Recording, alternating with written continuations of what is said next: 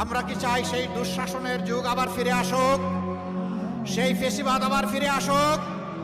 যদি আমরা না চাই, তাহলে যে দুঃখী মানুষগুলোর কথা বললাম, আজকে তাদের মুখে হাসি ফুটানোর জন্য নতুন লড়াই আমাদেরকে শুরু করতে হবে ইনশাআল্লাহ।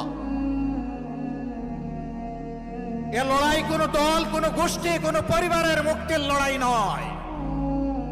এ লড়াই 18 কোটি মানুষের মুক্তির লড়াই।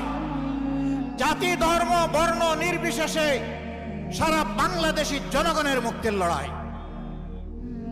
আমরা চেষ্টা করেছি 5 তারিখ আল্লাহ তাআলার পক্ষ থেকে এই নিয়ামত পাওয়ার সাথে সাথে সেজদায় পড়ে আল্লাহর শুকরিয়া আদায় করতে।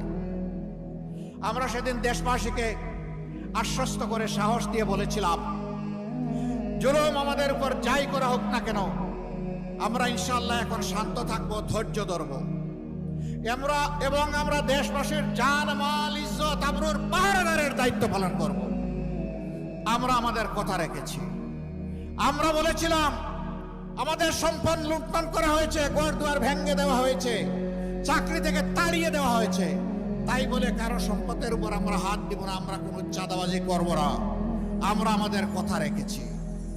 আমরা বলেছিলাম, যারা আমাদের ক্ষতি করেছে আজ আমরা ঘোষণা করছি তাদের উপর থেকে আমরা কোনো প্রতিশোধ নেব না। আমরা আমাদের কথা রেখেছি। আমরা বলেছিলাম, আমরা মামলা দিয়ে হয়তো কোন নাগরিককে আমরা কষ্ট দেব না, হয়রানি করব না। আমরা আমাদের কথা রেখেছি। আমরা সেটা করিনি। আমরা বলেছিলাম, এই দেশ শুধু মুসলমানদের নয়, অবশ্যই মুসলমান এখানে সংখ্যাগরিষ্ঠ, কিন্তু মিলেমিশে ফুলের বাগান, আরো 3টি ধর্মের লোক এখানে বসবাস করেন। আমরা তাদের জীবন, ইজ্জত এবং সম্পদের পাহারাদার হয়ে দাঁড়িয়ে গেলাম। কোনো দুর্বৃত্ত তাদের দিকে চোখ তুলে তাকাতে পারবে না, কোনো হাত তাদের দিকে বাড়াতে পারবে না। আমরা আশা করেছিলাম রাজনৈতিক দলগুলো সেখানে দায়িত্বশীলতার পরিচয় দেবে, কিন্তু আফসোস, সকলে এই দায়িত্বশীলতার পরিচয় দিতে পারেননি। আজ তাহলে দেশবাসীর কাছে পরিষ্কার হয়ে গেল, এই দেশের মানুষ, মাটি এবং সম্পদ, ইজ্জত কার কাছে নিরাপদ।